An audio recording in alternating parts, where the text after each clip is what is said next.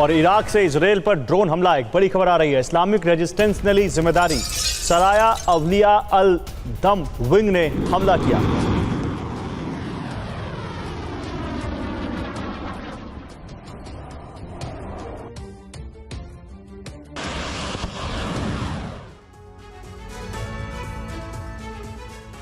तो इजराइल और हमास की जंग खत्म होने का नाम नहीं ले रही है। इजराइल ने गाजा पर एक बार फिर एयर स्ट्राइक की। हेलीकॉप्टर से इजराइल ने गाजा पर मिसाइलें दागी।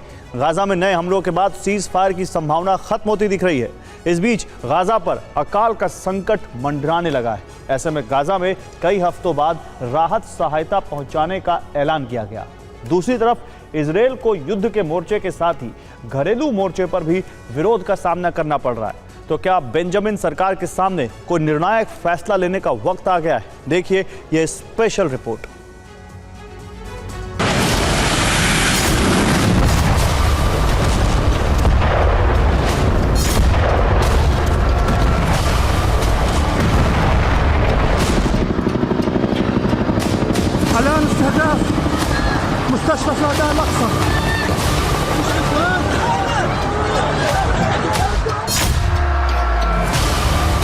गाजा में बारूद थम नहीं रहे। गाजा में इजराइल के हेलीकॉप्टर लगातार बम बरसा रहे हैं। गाजा में एक बार फिर इजरायली मिसाइलों ने कहर बरपाया।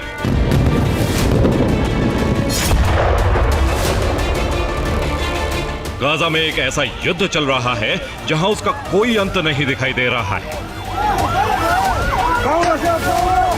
गाजा में सीज फायर की संभावना भी खत्म होती जा रही है। ऐसे में गाजा में बारूदी वर्षा कब रुकेगी, इस बारे में अब कोई अटकलें नहीं लगाई जा सकती।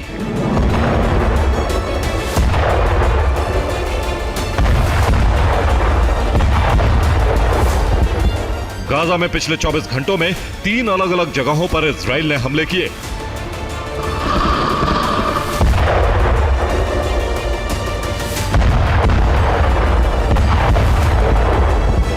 इजराइल ने गाजा में शरणार्थियों के शिविर पर हमले किए।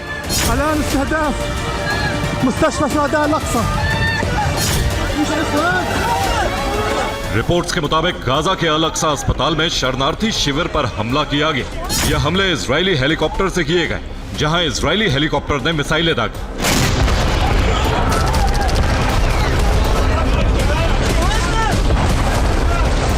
मार्च के बाद से अल अक्सा अस्पताल परिसर में यह इजराइल का 8वां हमला माना जा रहा है। फिलिस्तीन के चिकित्सा विभाग के मुताबिक गाजा में नए इजरायली हमलों में कुछ महिलाओं और बच्चों की भी मौत हो गई। इजराइल के हमलों में एक और पत्रकार की मौत हो गई। फिलिस्तीन के स्वास्थ्य मंत्रालय ने दावा किया कि गाजा के पूर्वी तुफा इलाके में शरणार्थी कैंप बन चुके एक स्कूल पर भी हमला हुआ, जिसमें कई लोग मारे गए। गाजा सूचना विभाग के अनुसार गाजा में युद्ध की शुरुआत के बाद से इजरायली हमलों में अब तक 53,000 से ज्यादा लोग मारे जा चुके हैं या लापता है। इनमें 29,000 से ज्यादा महिलाओं और बच्चों की मौत हो चुकी है। इस बीच इजराइल ने भुखमरी से जूझ रहे उत्तरी गाजा में कई हफ्तों में पहली बार मानवीय सहायता पहुंचाए जाने की घोषणा की। 40 दिन से गाजा में शरणार्थियों को राहत सामग्री नहीं पहुंची थी। इजरायली प्रशासन ने दावा किया कि राहत सामग्री से भरे ट्रक उत्तरी गाजा में पहुंचाए गए हैं। रिपोर्ट्स के अनुसार भोजन, पानी और चिकित्सा उपकरणों को लेकर 11 राहत ट्रक पहुंचे। इजराइल ने पिछले महीने गाजा में नया सैन्य अभियान शुरू किया था। उसके बाद से गाजा में बरसते बारूद के बीच ये पहली बार है जब गाजा में कोई सहायता पहुंची है।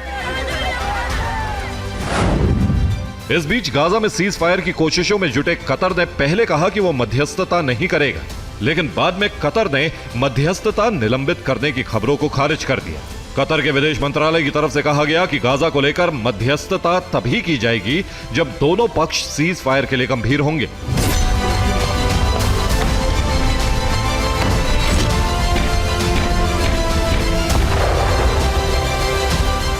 जाहिर है बिना सीज फायर के बंधकों की रिहाई मुश्किल है। कतर लंबे समय से इजराइल और हमास के बीच युद्ध विराम और बंधकों की रिहाई को लेकर मध्यस्थता कर रहा था। इसी बीच कुछ रिपोर्ट्स में दावा किया गया कि कतर ने हमास को अपना राजनयिक कार्यालय भी बंद करने के लिए कह दिया है और हमास के नेताओं को भी कतर छोड़ने के आदेश दे दिए हैं।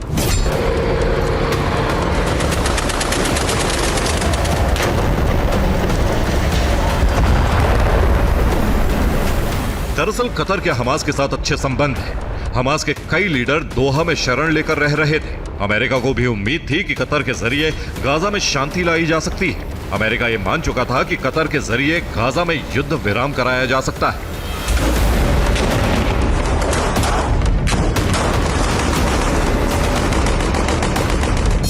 आपको बता दें कि हमास की कैद में अब भी 101 इजरायली बंधक हैं।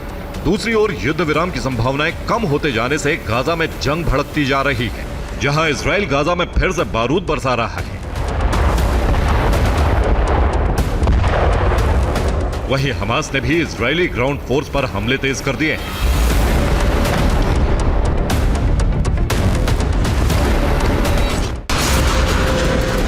इजराइल एक साथ कई मोर्चों पर जंग लड़ रहा है। एक तरफ उत्तरी इजराइल में हिजबुल्लाह लगातार रॉकेट दाग रहा है,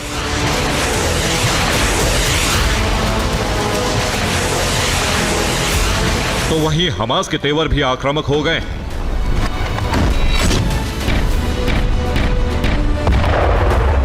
इसके जवाब में इजराइल ने भी एयर स्ट्राइक तेज कर दी।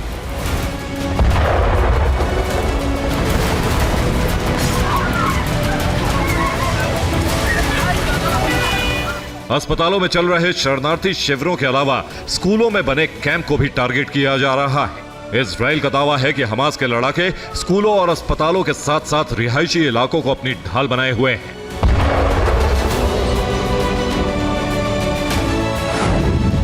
ऐसे में गाजा में बीते 48 घंटे में 2 स्कूलों पर एयर स्ट्राइक की गई, जिसमें 17 लोगों की मौत हो गई। जबालिया में इजराइल ने हमास के 3 ठिकानों पर बमबारी की। वहीं राफा में 2 अलग अलग जगहों पर हमले किए गए।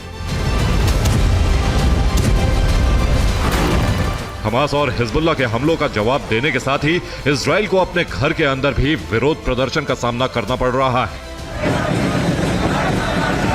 बंधकों की रिहाई के लिए इजराइल में विरोध प्रदर्शन की आग भड़कती जा रही है।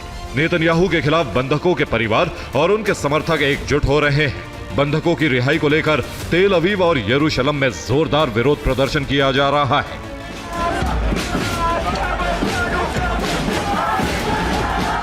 तेल अवीव में सड़कों पर हजारों लोगों ने उतरकर बेंजामिन सरकार के खिलाफ नारेबाजी की। प्रदर्शनकारी नेतन्याहू के इस्तीफे और बंधकों की जल्द से जल्द वापसी की मांग कर रहे थे।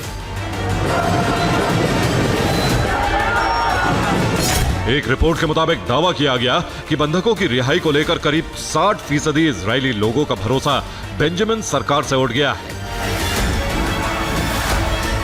अब सवाल है कि एक तरफ अंदरूनी मोर्चे पर विरोध प्रदर्शन का सामना कर रहे नेतन्याहू क्या हमास और हिजबुल्लाह के साथ शांति समझौते के लिए कदम बढ़ाएंगे या इजराइल के हमले पहले से भी भीषण होंगे।